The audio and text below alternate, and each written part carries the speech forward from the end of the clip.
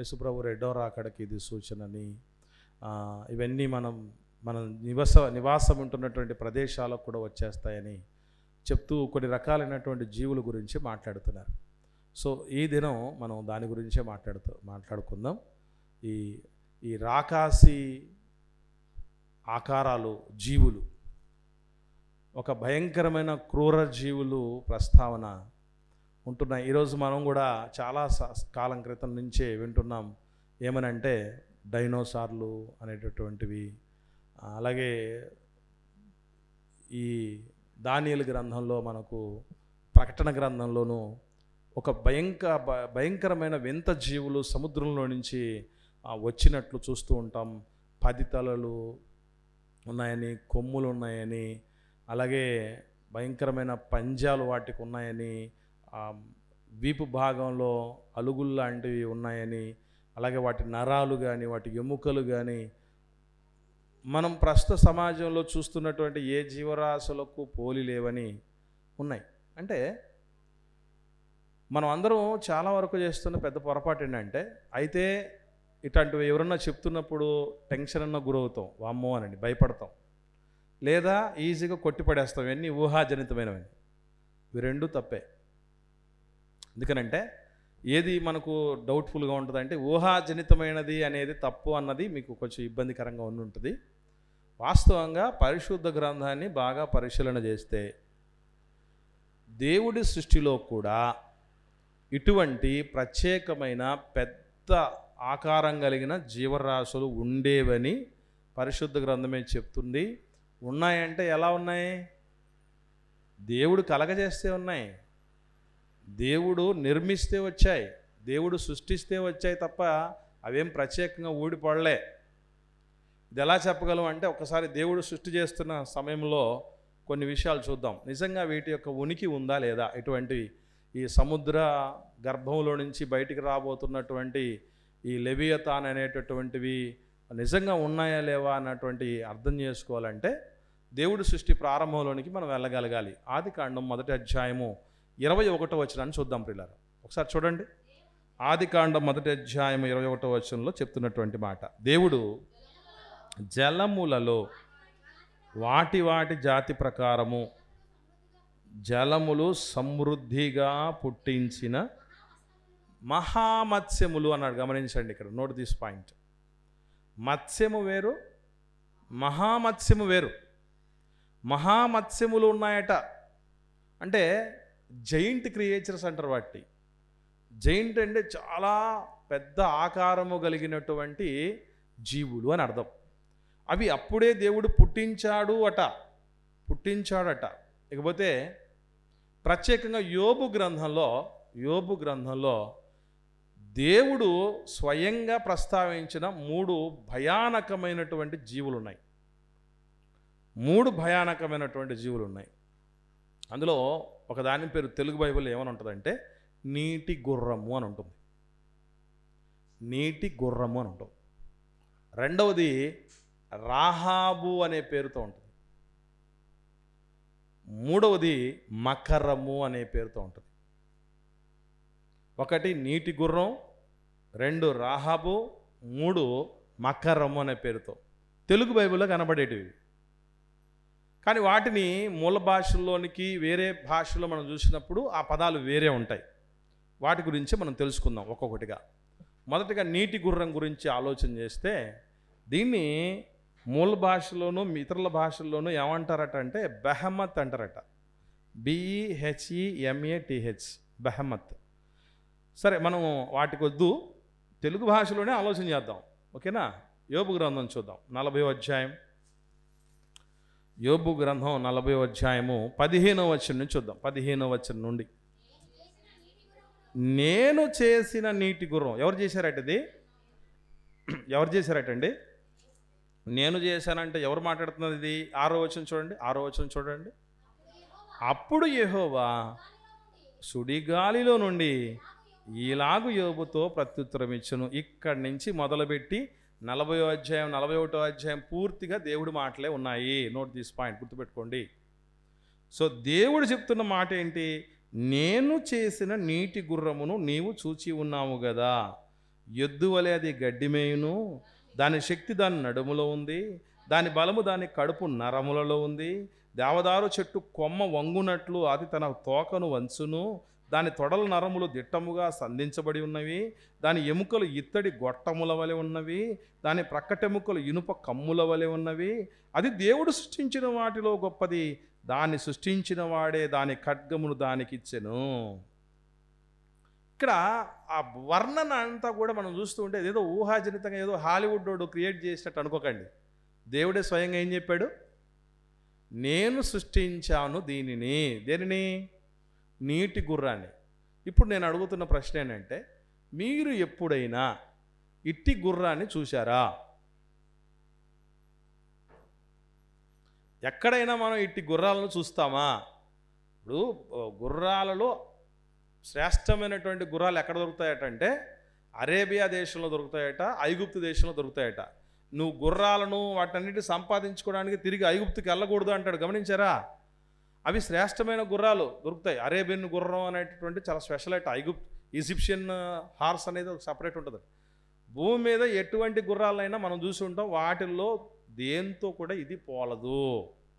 ఒకటి. రెండవది, ఈవెన్ సముద్రంలో కూడా మనకు నీటి గుర్రం అనేటటువంటి దాన్ని తెలుగులో ఏమని తర్జుమా చేశారంటే హిప్పోపోటమస్ అన్నారు. మనం హిప్పోపోటమస్ చూస్తున్నాం కదా, హిప్పో అనేది. ఆ హిప్పోపోటమస్ అనే పేరుతో చెప్పాడు.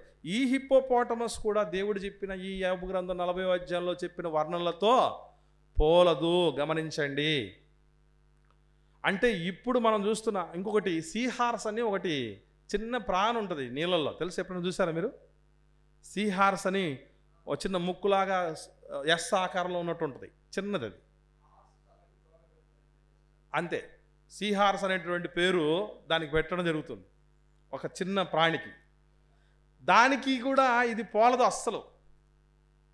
పూర్తిగా ఇది ఎలాంటిదేనంటే నరాలు కానీ ఎముకలు కానీ దేవుడు పోలుస్తూ చెప్పినటువంటి మాటలు అసలు దాని తోకట దేవదారు వృక్షాల్లాగా కొమ్మల్లాగా వంగుతుందట. దేవదారు వృక్షాలంటే ప్రపంచంలోనే అతి ఎత్తైనటువంటి వృక్షం అది.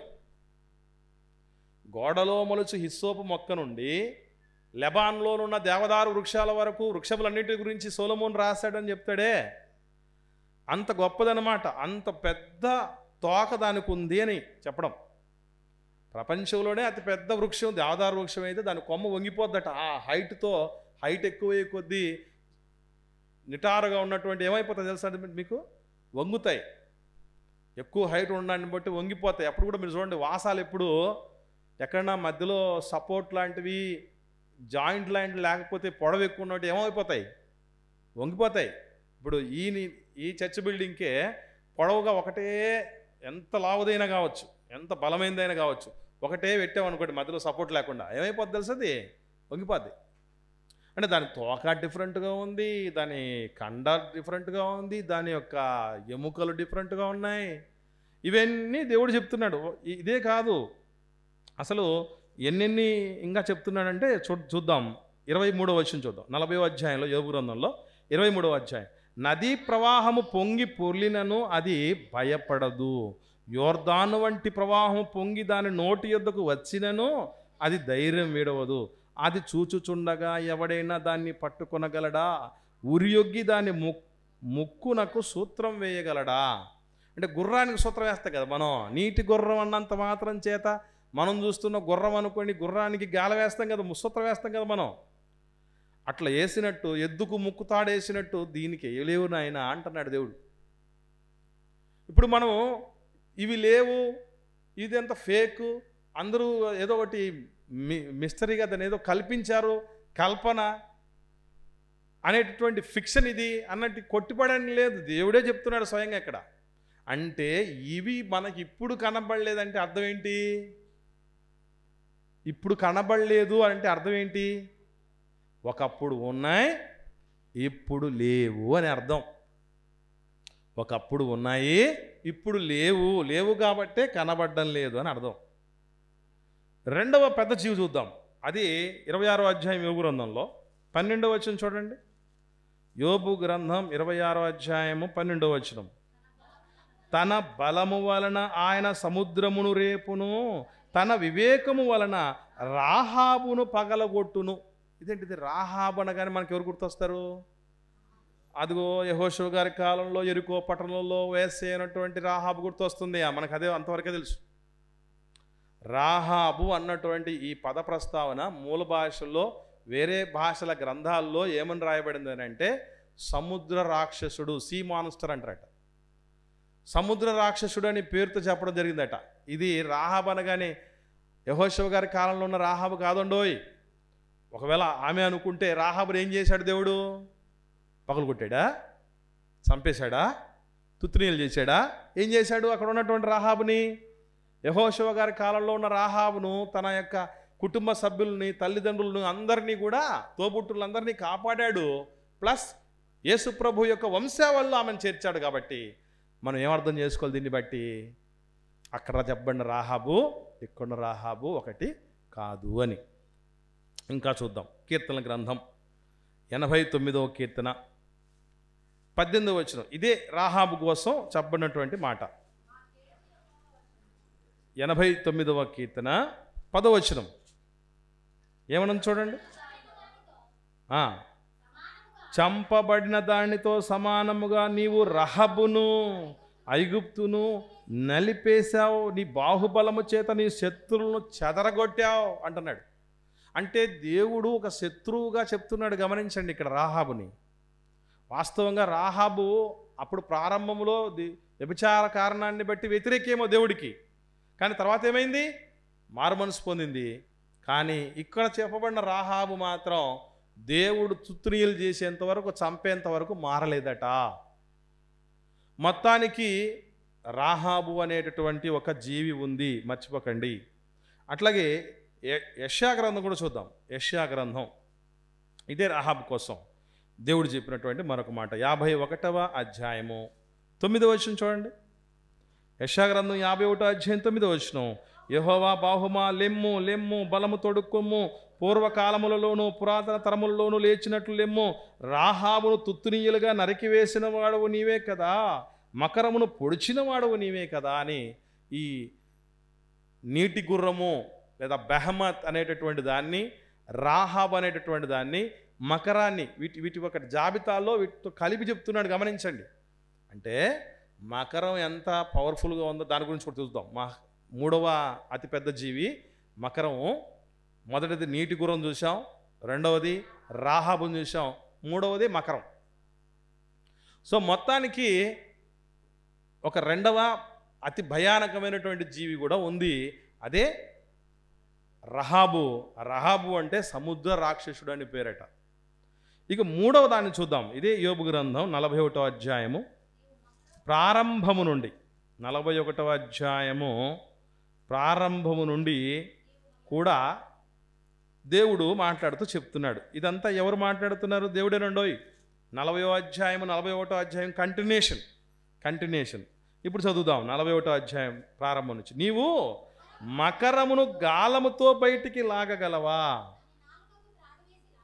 ఒకసారి కాస్త మనం ఆలోచన చేద్దాం. మకరం అంటే తెలుగు భాషలో బాగా మనకు అర్థమయ్యే భాషలో మార్చుకోవాలంటే మకరం అంటే అర్థం ఏంటి తెలుసా అండి? ముసలి. ఇప్పుడు ఇది బాగా అర్థం కావాలంటే మనం ఎట్లా తెలుసుకోవాలంటే, రాసులు ఉన్నాయి చూసారా? రాసులు మకర రాశి అని ఉంటుంది. మకర రాశి అని అంటే మొసలి అని అర్థం. మకరము అంటే మొసలి అని అర్థం. ఈరోజు మనం చూస్తున్న మొసలి లాంటిది కాదు ఇది. ఎలా చెప్పగలం అంటే మాట రాయబడింది చూడండి. గాలం వేసి బయటికి లాగగలవా అని అడిగాడు. ముసలిని లేదా మకరాన్ని గాలం వేసి బయటికి లాగలవా? ఈ మకరం అనేటటువంటి ఈ పేరుని వేరే భాషల్లో ఏమని రాయబడిందంటే లెవియథాన్. దీనికే లెవియథాన్ అనే పేరు ఉందండి. ఈ మకరం అనే దానికి లెవియథాన్ అనేటువంటి పేరు ఉంది. మనకు ఈవెన్ వేరే భాషల్లో ఉన్న బైబిల్లో కూడా చూసినా కూడా మకరం అనే పేరు కనపడదు. లెవియథాన్ అనేటువంటి పేరు కనబడుతుంది. అంటే ఈరోజు మనము చూస్తున్నటువంటి మొసలను గాలం వేసి బయటికి లాగగలమా లేదా? మీరు చెప్పండి. లాగడం ఏం కర్మ అండి బాబు.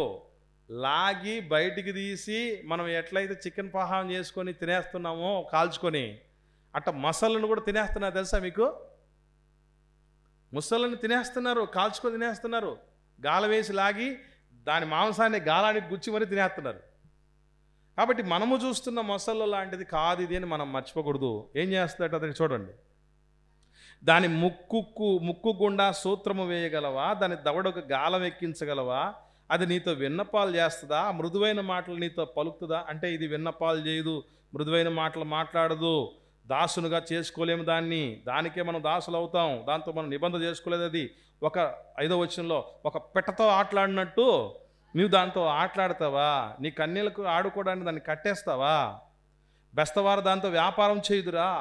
వారు దాన్ని తుణకలు చేసి వర్తకులతో వ్యాపారం చేస్తారా? దాని ఒంటి నిండా ఇనుప శూలం నువ్వు గుచ్చగలవా? దాని తల నిండా చేప అలుగులు గుచ్చగలవా? దాని మీద నువ్వు చెయ్యేసి చూడు, దాంతో కలుగు పోరు నువ్వు జ్ఞాపకం చేసుకునే యెడల నీవు మరలా అలాగో చేయకుందువు. దాన్ని చూచినప్పుడు మనుషులు దాన్ని వశపరచుకొందుమన్న ఆశ విడిచెదరు. దాన్ని పొడచూచిన మాత్రము చేతనే ఎవరికైనా గుండెలు అలసిపోవును గదా. దాన్ని రేపుటకైనను తెగింపగల శూరుడు లేడు. అట్లుండగా నా ఎదుట నిలవగలవాడెవడు? అంటే ఇక్కడ దేవుడు చెప్తున్నటువంటి మాట ఇదంతా నిజంగా ఉంది. ఏమేమున్నాయి?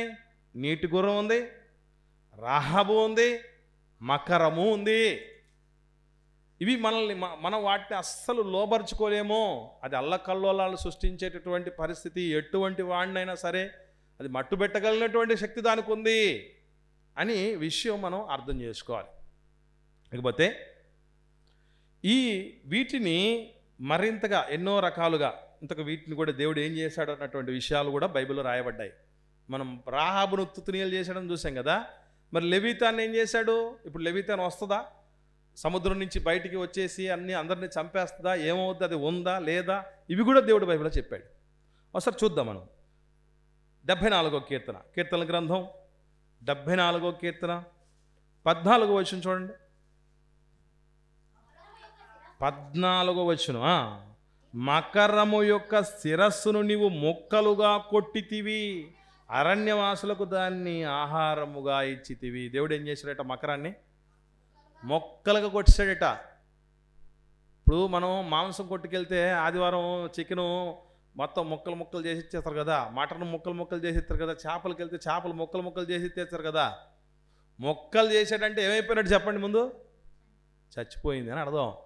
దేవుడే మకరాన్ని, రాహాబును, నీటి గుర్రం వాటిని లేకుండా చేసేసాడు.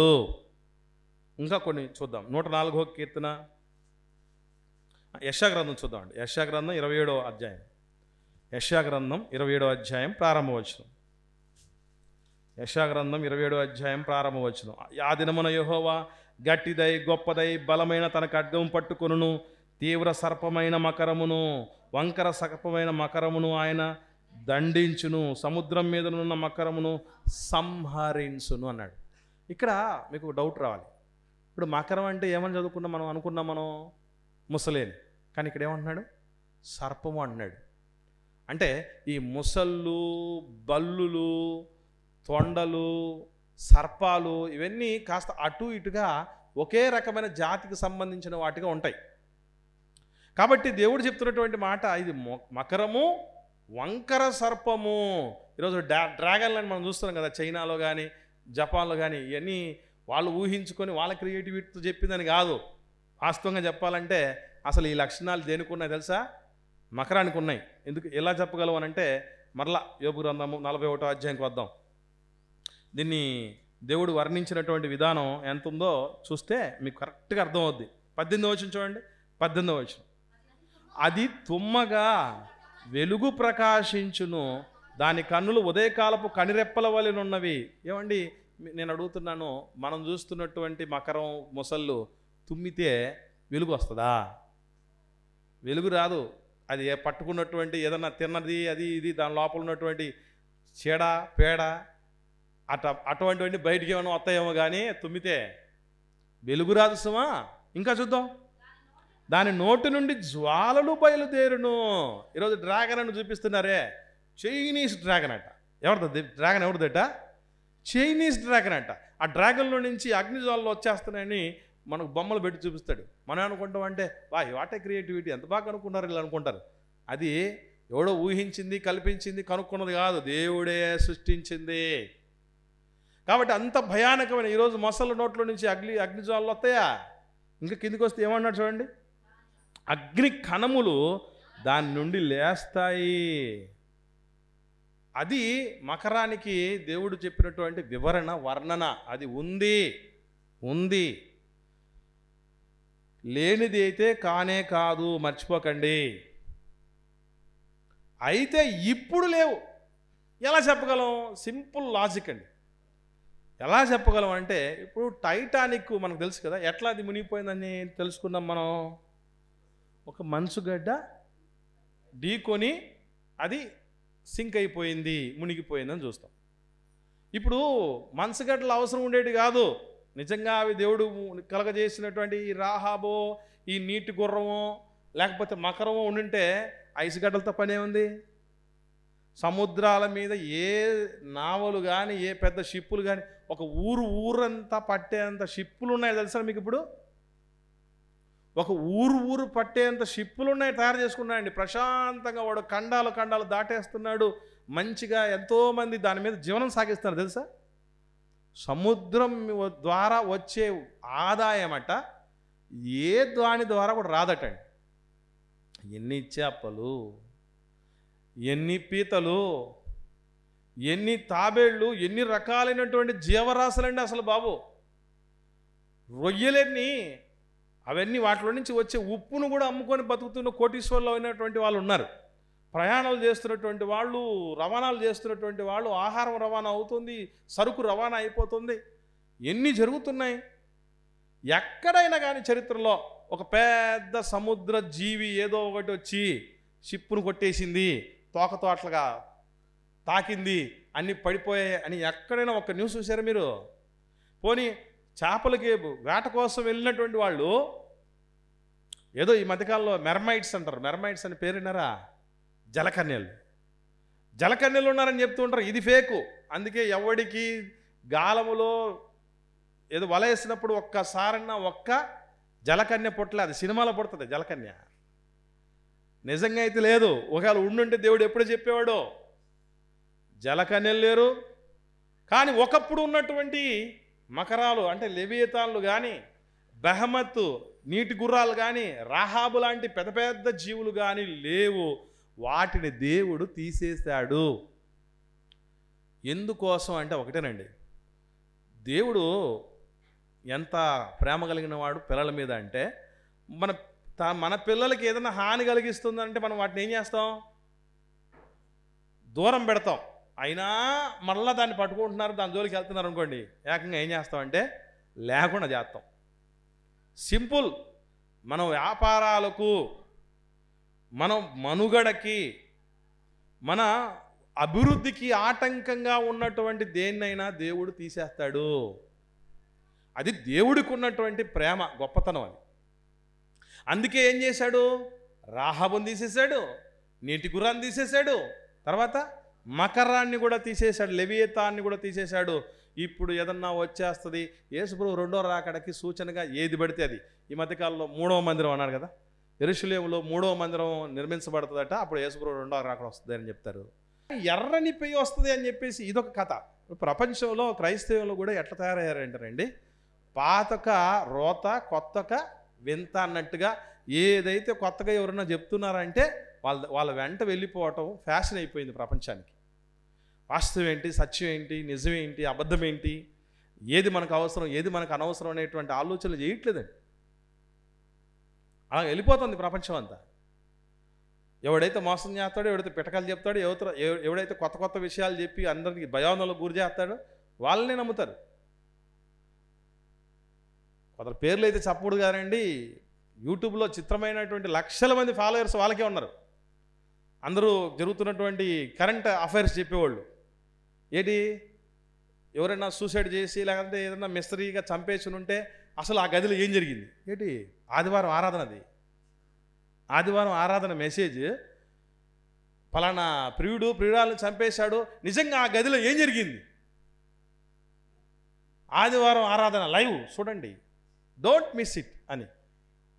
ఇప్పుడు అట్లాంటి వాటిని ఎంతోమంది వేల మంది చూస్తున్నారు తెలుసా మీకు.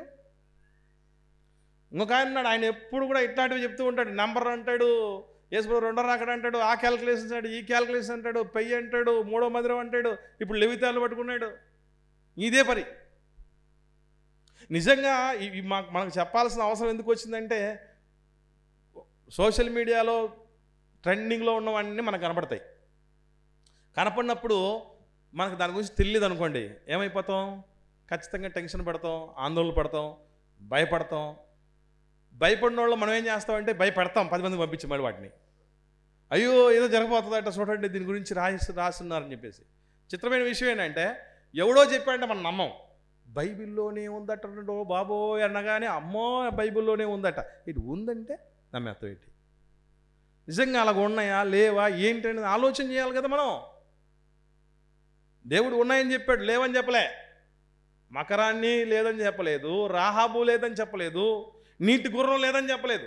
కానీ ఉంది, నేనే సృష్టించానన్న దేవుడు, అదే దేవుడు ఏం చేశాడని రాయబడింది, తీసేశాను కూడా రాయబడింది. మరి యేసుప్రభు రెండో రాకడ సూచనలు యేసుప్రభువే చెప్పాడు. చిత్రం ఏంటంటే యేసుప్రభు కూడా చెప్పని ఆయన రెండవ రాకడ సూచనలు వీళ్ళు చెప్తున్నారు. యేసుప్రభు రెండో రాకడ సూచనలు యేసుప్రభుకే తెలియని విషయాలు వీళ్ళు చెప్తున్నారు. యేసుప్రభు ఎప్పుడైనా మూడవ మందిరం కట్టబడ్డప్పుడు వస్తాను, ఎర్రని పెయ్యి వెధించబడినప్పుడు వస్తాను, లేదా సముద్రంలో నుంచి వింత జీవి పెద్ద ఆకారం క్రూర మృగం లాంటిది ఒకటి వచ్చేస్తుంది, సర్పం ఘట సర్పంలాగా వచ్చేస్తుంది, లెవితాన్ వస్తుంది, అప్పుడు నేను వస్తానని చెప్పాడా. భూకంపాలు వస్తాయని చెప్పాడు, అక్కడక్కడ కరువులు వస్తాయని చెప్పాడు, రాజ్యం మీదకి రాజ్యం, జనం మీదకి జనం లేస్తాయని చెప్పాడు. ఇవన్నీ వేదనలకు ప్రారంభం అయినా వెంటనే అంతం రాదని కూడా చెప్పాడు. ఇంకా ప్రేమ చల్లారిపోతుంది అక్రమం విస్తరించటం వల్ల అని చెప్పాడు తప్ప ఈయన చెప్పాడు ప్రభు. అంటే ప్రభు చెప్పిన మాటలను కూడా పక్కన పెడతారు. ఎందుకంటే కొత్త అనేది అటువంటి దాంట్లో ఎంత చెత్త ఉన్నా మనకి ఇష్టం అవుద్ది. అందుకే మార్కెట్లోకి మనం బట్టలు కొనడానికి వెళ్ళినప్పుడు వెంటనే తెలియకుండా ఏమొస్తుంది చెప్పండి, మార్కెట్లోకి కొత్తగా ఏమైనా డిజైన్లు వచ్చాయి చూపించాను అంటావా లేదా? ఏదైనా పండ్లు కొనుక్కునేటప్పుడు మనం మామూలుగా కనపడే పండ్ల వైపు పోదు మన దృష్టి. వెరైటీగా కొత్తగా కనపడినప్పుడు దాన్ని అడుగుతాం, అదేంటి సార్, ఇది ఫలానా సార్ ఫలానా దేశం నుంచి వచ్చింది అని అనగానే ఓకే ఎంత కిలో ఎంతైనా పర్లేదు కొనేస్తాం, ఎందుకంటే కొత్తది. ఇప్పుడు మటనో చికెనో తినడం పెద్ద ఇబ్బంది ఏం కాదు. నేను మొన్న లాస్ట్ టైము విశాఖ మన్యం ప్రాంతానికి వెళ్ళాను. అక్కడ గిరిజన ప్రాంతం, అది గిరిజన బిడ్డలకి అడవిలో ఏది దొరికినా కూడా చంపుకొని తినచ్చు. వాళ్ళకు ఆ వెసలుబాటు ఇచ్చింది గవర్నమెంట్, తెలుసా మీకు? గిరిజన బిడ్డలకి ఇచ్చిన వెసలుబాటు అది. ఎందుకంటే వాళ్ళకి పని కూడా దొరకదండి. కొన్ని కాఫీ చెట్లు సహజంగా వేసుంటారు, అవి సంవత్సరంలో ఒక 2 నెలలు మాత్రమే పని ఉంటుందట. దట్టు ఎంత అనుకుంటున్నారు, ఒకరోజు పని చేస్తే మనలాగా 1000 రూపాయలు 1500 2000 3000 అట్ట తీసుకునే పరిస్థితి కాదు, 200 అట్ట రోజుకి. మగవాళ్ళు పని చేస్తే 200, ఆడవాళ్ళు పని చేస్తే 150 రూపాయలు. సంవత్సరంలో 2 నెలలు పన్ను ఉంటుందట. వాళ్ళు ఎట్లా బతకాలి మరి? టౌన్లోకి వచ్చి పెద్దగా చదువుకోలేరు, చదువుకున్నా అక్కడ ఉండలేరు. అందుకోసం అని చెప్పి మీరు బ్రతకడానికి వాళ్ళు నెమల్ని కొట్టుకొని తిన్న కేసులే, తెలుసా మీకు? పెద్ద పులి ఉంది కదా, జాతీయ పులి, దాన్ని కొట్టుకొని తిన్నా కేసు లేదు. గిరిజన బిడ్డలకు ఆ వెసలు పట్టించారు. ఒక వెరైటీ దాన్ని తీసుకొచ్చి పెట్టారండి నాకు. దాన్ని తినాలంటే మామూలుగా అయితే కొత్తదిలే ఏదో తిందామని మేము ఎవరైనా అనుకోవచ్చు. నాకు భయం, ఇది ఎటు తిరిగి ఏమవుద్దనండి. అన్న మేము జనరల్గా తింటూ ఉంటామన్నా, మీకే కొత్తగా ఉండేది ఇది, ఏం భయపడకండి అని వాళ్ళు. బేసికలీ చాలామందికి కొత్తది ఏమైనా తినాలని, కొత్త ప్రదేశానికి వెళ్ళాలని, కొత్త బట్ట కట్టాలని, కొత్తది అంటే చాలా మనకు స్పెషల్గా ఉంటుంది. అందుకే మీరు చూడండి, బైక్ కొత్త కొన్నాం అనుకోండి, ఏం చేస్తాం, దాన్ని కాసేపు బయటికి వెళ్ళి తిరిగి వస్తే వెంటనే తుడుచుకుంటాం, నీడలో పెట్టాలనుకుంటాం, ఎండలో పెట్టాలనుకోం, ఏ ఇబ్బందులు గడపకుండా చూస్తాం. సంవత్సరం పోయింది అనుకోండి, దాన్ని చూస్తే ఏ పురావస్తు శాఖకు సంబంధించిన వాహనం అన్నట్టుగా ఉంటుంది. ఎందుకంటే స్టార్టింగ్లో కొత్తది, అది తర్వాత పాతదే కదా. కాబట్టి అలాగా ఈరోజు మనం కొత్త దాని మీద పడుతున్నాం తప్ప, అరే ఇందులో ఉన్నటువంటి సత్యం ఏంటి అనేటువంటి ఆలోచన చేయట్లేదు ఎవరు. ఇలాంటి కొత్త వాటికి ఆలోచన చేయడంలో తప్పు లేదు, కానీ దానిలో ఉన్న సాధ్యాసాధ్యాలను సత్యాసత్యాలను మాత్రం బేరీజు వేసుకోవాలి, చాలా ముఖ్యమైనది అది. ఇకపోతే దేవుడు అసలు ఇటువంటి వాటిని ఒకనాడు పుట్టించి ఇప్పుడు తీసేయడానికి కారణం ఏంటి, ఇది కూడా మనకు తెలియాలి. ఒకనాడు కలుగజేసి ఇప్పుడు తీసేయడానికి ముఖ్యమైన కారణాల్లో కొన్ని ప్రధానమైన కారణాలు ఉన్నాయి. మొట్టమొదటిది మనం చూసుకున్నాం, అదేంటంటే దేవుడికి మన మీద ఉన్నటువంటి ప్రేమ. మీకు ఇప్పుడు డౌట్ ఒకటి రావచ్చు, అదేంటంటే అప్పుడున్నటువంటి ప్రజల మీద లేదా? అప్పుడు పుట్టించాడు కదా, పుట్టించినప్పుడు అప్పుడున్న జనం ఉంది కదా, అప్పుడున్న జనం మీద, అప్పుడున్న జనం దేవుని పిల్లలు కాదా అంటే ఒక్కటే గుర్తుపెట్టుకోండి, ఏ కాలమున ఎలాంటి వాళ్లకు ఎటువంటి స్థితులు దేవుడు కలగజేస్తే కరెక్టో ఆ స్థితులు కలగజేస్తాడు. అప్పుడు వాళ్ళకి అది తగింది, ఇప్పుడు మనకి ఇది తగనిది, అందుకే తీసేశాడు. చిన్న ఎగ్జాంపుల్ చెప్తాను. మనం ఇప్పుడైనా డౌట్ వచ్చిందో లేదో మీకు. ఇప్పుడు మనము దక్షిణ భారతదేశంలో ఉన్నామండి. ఒకవేళ ఉత్తర భారతదేశంలో ఉంటే మన సంగతి ఏంటి? ఉత్తర భారతదేశంలో క్రైస్తవుల పరిస్థితి ఎట్లున్నా తెలుసా మీకు? అక్కడ సువార్త ఇప్పుడు మనం ప్రకటించుకున్నట్టు ప్రకటించడానికి పోతే కొట్టి చంపేస్తారు. మన దేవుడు ఇక్కడే ఎందుకు పుట్టించాడు తెలుసా? మనము వీక్ పర్సన్స్, మనం అంత బలవంతులం కాదు. మనకున్నటువంటి పరిస్థితులను బట్టి మన పిల్లల్లో కూడా కొంతమందికి మీరు చూడండి, గట్టి పనులు చెప్తారు. ఎండకు పోయి ఎండలోకి వెళ్ళి పని చేసుకురామని కొందరికే చెప్తాం, కొంతమందిని ఇంట్లోనే కూర్చొని పని చేసి పనిస్తాం. ఎందుకు ఇస్తాం అట్లా? వాడు ఎండలకు పోతే ఉండలేడు అని కొడుకు గురించి కూతురు గురించి అనుకొని కొంతమందిని ఇంట్లోనే పెట్టి పని చేయిస్తాం. ఎక్కడికైనా పోగలడు, ఏమైనా చేయగలడు, ఏమైనా సాధించుకురాగలడు అన్నవాడికి వాళ్ళు వేరే పనులు ఇస్తాం. మనకు కూడా అంతే, మనకు కంఫర్ట్స్ ఎక్కువ ఉన్నాయండి. మీరు గుర్తుపెట్టుకోండి, మనం చాలా వీక్ అని అర్థం. ఐసీయూ తెలుసు కదా మీకు, ఇంటెన్సివ్ కేర్ యూనిట్. ఐసీయూ ఎవరికి? బలహీనులకు. బలవంతులు ఉన్నారనుకోండి, వాడు ఎక్కడైనా తిరగచ్చు. కరోనా వచ్చిన టైంలో కూడా కరోనా పేషెంట్లకు ట్రీట్మెంట్ చేసిన వాళ్ళు, వాళ్ళ మధ్య ఉన్నటువంటి వాళ్ళు తిప్పిన వాళ్ళు కూడా బతికున్నారు. కారణం ఏంటంటే వాడు వీక్ కాదు, వాడు స్ట్రాంగ్. అంటే మనకు చుట్టూ ఎన్ని కష్టాలు ఉంటే అంత స్ట్రాంగ్ అని అర్థం, మర్చిపోకండి. మనం ఏమనుకుంటాం, వామ్మో నాకే ఈ బాధలను వచ్చాయి, నాకే ఈ కష్టాలు వచ్చాయి, ఈ కన్నీళ్ళు వచ్చాయి, నాకున్నటువంటి వేదనలు, నాకున్నటువంటి ఇరుకులు, ఇబ్బందులు, సవాళ్ళు, సమస్యలు ప్రపంచంలో ఎవడికి లేవు, దేవుడు నన్ను చిన్నచూపు చూశాడు, ఎన్ని అనుకుంటావు. కాదు. యోబు గారికే ఎందుకు పంపించాడు అనుకున్నారు అన్ని కష్టాలు? యోబు గారి కెపాసిటీ దేవుడికి బాగా తెలుసు. ఎట్లయినా గెలుచుకు రాగలడు, యోబు గెలుచుకు రాగలడు అని దేవుడికి తెలుసు, అందుకే ఆయనకే ఇచ్చాడు. ఆయన కొడుకులకి ఎందుకు ఇవ్వలేదు అంటారు? వాళ్ళ నాన్నగారికి ఎందుకు ఇవ్వలేదు అంటాడు? వాళ్ళ స్నేహితులకి ఎందుకు ఇవ్వలేరు? వాళ్ళ ఆవిడికి పెట్టలేదు ఎందుకు కష్టాలు తెలుసా మీకు? వాళ్ళందరికీ లేని కెపాసిటీ ఒక్క యోబు గారికి ఉంది.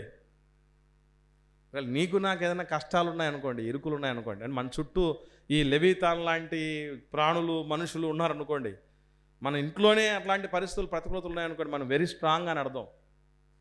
సంఘంలో కొంతమంది కుటుంబాల్లో చాలా రకాలైనటువంటి ఇరుకులు, ఇబ్బందులు, ఒకటిపోతే ఒకటి దెబ్బ మీద పడుతూ ఉంటుంది. దాన్ని చూసినప్పుడు ఏమనుకోవాలి తెలుసా? ఎంత బలవంతులం మనం అనుకోవాల్సింది తప్ప, దేవుడు మమ్మల్ని వదిలేశాడు, మా పరిస్థితి అయిపోయింది, మా పని అయిపోయింది అనుకోకూడదు. అన్నీ సజావుగా జరుగుతున్నాయి అనుకోండి, అప్పుడేమనుకోవాలి తెలుసా? మేము ఎంత భక్తులమో అని కాదు, మనం ఎంత బలహీనులమో. అందుకే దేవుడు ఏం చేశాడంటే, ఇప్పుడు ఆరడి పెట్టే భర్త ఇబ్బందులు, ఇరుకులు గురి చేసి, రకరకాలైనటువంటి కష్టాలు గురి చేసే భర్త ఉంటే, తట్టుకోలేవమ్మా, నువ్వు చాలా వీకు అనుకొని తట్టుకోగలిగినటువంటి భర్తనిచ్చాడు, తట్టుకోలేని భార్యకి. మర్చిపోకండి, మంచి భర్త ఉన్నాడంటే అమ్మాయి బలహీనురాలని అర్థం. మంచి భార్య ఉందనుకోండి, భర్త బలహీనుడని అర్థం. అర్థమవుతుందా? ఇట్లాంటి లీక్వేషన్లు ఎక్కడ మనం విన్నాం? దేవుడు జరిపించేది అవే. అట్లాంటి భయంకరమైనటువంటి జీవులను ఆనాటి కాలంలో ఎందుకు పెట్టాడంటే వాళ్ళకి అదే సరి. అప్పుడప్పుడు మనమే అనుకుంటూ ఉంటాం, కొంతమంది చూస్తూ ఉంటాం, గర్విష్ఠుల్ని, ఇట్లా ఎక్కువగా గర్వంతో నిండినటువంటి, మదంతో నిండినటువంటి వ్యక్తులు కొంతమంది చూస్తూ ఉంటాం. వాళ్ళని చూసిన వెంటనే మనం ఏమనుకుంటామంటే, వాళ్ళకి భార్య మంచిది ఉండదు, లేకపోతే భర్త మంచిది ఉండడు, భర్త లేదంటే దోబుట్టులు మంచి వాళ్ళు ఉండరు, లేదంటే ఏ అవయవాలు లేకుండా ఉన్నటువంటి పరిస్థితులు, అప్పుడు వెంటనే మనకి ఏమనుకుంటాం చెప్పండి? దేవుడు వీళ్ళకి ఇట్లాంటి వాళ్ళు పెట్టి మంచి పని చేశారు, నరం చక్కగా తీసారా అనుకుంటాం. చూసారా? ఆనాటి కాలపు ప్రజలకు దేవుడు వాటిని ఎందుకు పెట్టాడంటే వాళ్ళకి అలాంటివి పెడితే కూడా అర్థం చేసుకునే విషయం ఒకటి ఉంది. ఏమనంటే దేవుడు అలాంటి వాళ్ళ మధ్య పెట్టడానికి వెనక ఉద్దేశము మనలాంటి వాళ్ళ మధ్య పెట్టకపోతే తీసేయడానికి ఉద్దేశం ఒకటేనండి. వాళ్ళు క్రూరులు, వాళ్ళకి తగినటువంటి చట్టం వాళ్ళకు ఉండాలి. ఈరోజు మనం దీనులము, ఒక మాట చెప్పాలంటే బలహీనం, మనకు అక్కర్లేదు, మనకు సంరక్షణ కావాలి.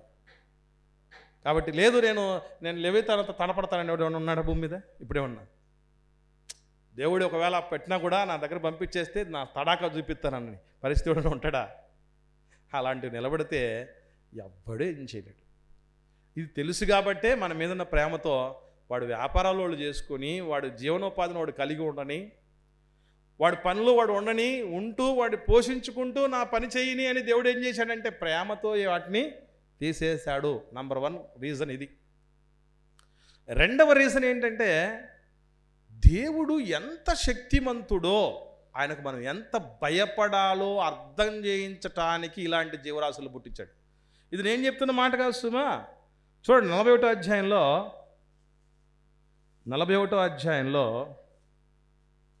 10వ వచనం చూడండి ఏమన్నాడు యోబు గ్రంథంలో. యోబు గ్రంథం 41వ అధ్యాయం 10వ వచనంలో చూడండి ఏమంటున్నాడు? దాన్ని రేపుటకు తెగింపగల సూర్యుడు లేడు, అట్లుంటే నా ఎదుటి నిలబడతావా? నా ఎదుటి నిలబడతావా? ఇప్పుడు దావీదు ఎంత గొప్పోడు అని అంటే ఏం చెప్తాం మనం? వెంటనే ఫిలిస్తీయుడైనటువంటి గొల్యాతును మట్టి గరిపించిన సూర్యుడు అంటాం. అంటే ఒక బలవంతుని పోల్చటానికి మరొక బలవంతుని ఎలా ఆయన లేపేశాడో తీసేశాడో మనం పోలుస్తాం కదా. దేవుడు చెప్తున్నాడు, దేవుడు ఎంత గొప్పడంటే మనకంటే ఎన్నో రెట్లు శక్తివంతమైన జీవరాశులు పుట్టించగలడు, and at the same time వాటిని మట్టు పెట్టగలడు, తీసేయగలడు.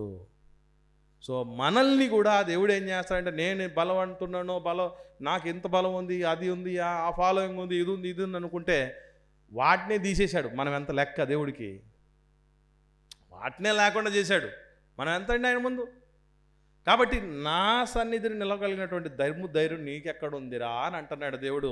ఆ శక్తిని చూపడానికి, ఆయనకు భయపడి మరింతగా ఆయనకు లోబడడానికి వీటిని ఉంచాడు.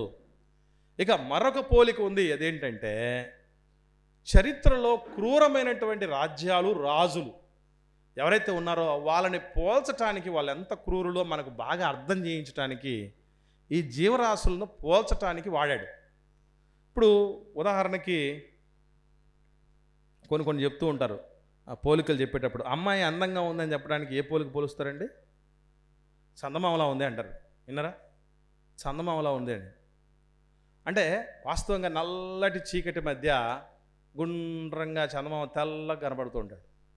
అసలు వాస్తవంగా చాలా పెద్ద ఆకాశంలో ఎన్నో నక్షత్రాలు ఉన్నా మన దృష్టి దేని మీద పోద్ది? చందమామ మీద పోద్ది. కాబట్టి ఎంతమంది ఉన్నా కూడా మన దృష్టి అంతా అమ్మాయి మీదకి పోద్ది అని చెప్పడానికి, చాలా అందమైనటువంటి పిల్లని చెప్పడానికి చందమామ అని పోలిక చెప్పడం ఎలాగైతే కరెక్టో, చరిత్రలో క్రూర రాజ్యాలు, క్రూర రాజుల గురించి కూడా పోల్చిన సందర్భాలు ఉన్నాయి. దేవుడు ఎలా పోల్చాడు కొన్ని సందర్భాలు చూద్దాం. యెహెజ్కేలు గ్రంథం 29వ అధ్యాయం 3వ వచనం చూడండి. యెహెజ్కేలు గ్రంథం 29వ అధ్యాయం 3వ వచనం చూడండి ఏమన్నా రాయబడిందో. ఐగుప్తు రాజైన ఫరో నైలు నదిలో పండుకొని ఉన్న పెద్ద మొసలి. ఎవరండి? నైలు నదిలో పండుకున్న పెద్ద మొసలి అంటే ఎవరట? ఐగుప్తు రాజట.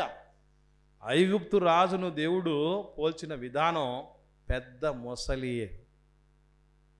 నైలు నదిలో పండుకున్న పెద్ద మొసలి, మామూలు మొసలి కాదు అని చెప్తున్నాడు. అసలు నీళ్ళల్లో ఉన్న మొసలికి ఎంత పవర్ ఉంటుందండి అంటే, ఐగుప్తు రాజుకు అంత బలం ఉంటుంది. ఏనుగును సైతం నీళ్ళల్లో మొసలుంటే చంపేయగలదట. అలా ఎలాంటి బలవంతులనైనా చంపి లోపరుచుకోగలిగిన శక్తిమంతుడు ఫరో అని చెప్పటానికి పెద్ద మొసలి అని చెప్పడం జరిగింది. అంటే ఈ లెవియతాన్లు ఇటువంటి వాటిని దేవుడు పుట్టించడానికి ఆ పోలిక అది ఎంత క్రూరంగా ఉందో అలాంటి క్రూరులు ఉండేవాళ్ళు అని చెప్పడానికి వాడినటువంటి పోలిక. 32వ అధ్యాయానికి వద్దాం. ఇదే యెహెజ్కేలు గ్రంథం 32వ అధ్యాయం 2వ వచనం చూడండి. 2వ వచనం. నరపుత్రుడా, ఐగుప్తు రాజైన ఫరోను గూర్చి అంగలార్పు వచనమెత్తి అతనికి ఈ మాట ప్రకటించు. జనములలో కొదమ సింహము వంటి వాడవని నీవు ఎంచబడితివి. జలములలో మొసలు వంటి వాడవై నీ నదులలో రేగుచు నీ కాళ్లతో నీళ్లు కలియబెట్టితివి. వాటి వాగులను బురదలుగా చేసితివి. ఇంకో పోలికుడు పోల్చాడు. జనాల్లో సింహం లాంటి వాడట, జలములలో మొసలు లాంటి వాడట ఫరో రాజు. మామూలుడు కాదు. దేవుడు ఎంత శక్తివంతుడు అంటే ఆ సింహం నోటి నుంచి, ఆ ముసలి నోట నుంచి ఏం చేశాడు? తన ప్రజలను విడిపించిన బాహుబలుడు. అసలు బాహుబలి అనగానే వాడు సినిమాలో ఉండేవాడు ఇంత కనిపించుకున్నాడు కాదు, మనకు గుర్తు రావాల్సింది. దేవుడు గుర్తు రావాలి. దేవుడు గుర్తు రావాలి. ఎలాంటి వాళ్ళ నుంచి తీసుకుని వచ్చాడట? ఇనుప కొలిమిలో నుంచి బయటకు తీసుకొచ్చాడని రాయబడింది. ఫరో నైలు నదిలో పండుకున్న పెద్ద మసలు నోట్లో నుంచి తీసుకుని వచ్చాడట. జనములలో ఉన్న కొదమ సింహం. కొదమ అంటే అర్థం ఏంటి? సింహం వేరు, కొదమ సింహం వేరు. తెలుసా మీకు? కొదమ సింహం అంటే యవ్వనములో ఉన్న మగసింహం అని అర్థం. యేసుప్రభుని కూడా ఏమని పోర్చడం జరిగింది? యూదా గోత్రపు సింహం అన్నాడా? కొదమ సింహం అన్నాడు? కొదమ సింహం అన్నాడు. యూదా గోత్రపు కొదమ సింహం యేసుప్రభుల వారు. అంటే యవ్వన ప్రాయములో ఉన్న మగ సింహానికి ఉన్న పేరు కొదమ సింహం. అంటే ఓల్డెన్ డేస్లో ఒక సినిమా కూడా ఉంది, వచ్చింది కొదమ సింహం అని. మంచి వయసులో ఉన్నటువంటి మగ సింహానికి ఉన్న పేరు. చాలా ఫెరోషియస్గా ఉంటుందట అది. అలాగ మంచి ప్రాయములో ఉన్న కొదమ సింహం లాంటి దాని నోట్లో నుంచి తీసుకొని వచ్చాడు. ఈయన ఎంత బలవంతుడై ఉండాలి? ప్రపంచంలో అంటూ ఉంటాడు, పోయి ముసలి నోట్లో తలదూర్చాడు, దాని సింహం నోట్లో తలదూర్చారు అంటూ ఉంటారే. తాలేం కర్మ, మొత్తం జనాలంతా పోయి ఉన్నారు వాటి నోట్లోకి. ఐగుప్తు జనాలను బయట తీసుకుని వచ్చాడు. అది దేవుడి శక్తి. ఇలా క్రూరులను, క్రూర పరిపాలకులను పోల్చటానికి వాటిని వాడడం అనేది జరిగింది. ఇది 3వ పోలిక. ఇక అసలు శిష్యుల పోలిక 4వ పోలిక ఏంటంటే, మనము ఒకవేళ ఆత్మీయ చెడుతనముతో నిండి ఉంటే మనం కూడా ఒక లెవియతాన్లమే, ఒక నీటి గుర్రాల లాంటి వాళ్ళమే, ఒక రాహాబు లాంటి వాళ్ళమే. వాళ్ళను కూడా దేవుడు ఏం చేస్తాడు? తీసేస్తాడు. కాబట్టి దేవుడు సంరక్షణకు పోలికగా ఉండటానికి అలంకారంగా చెప్పడం జరిగింది.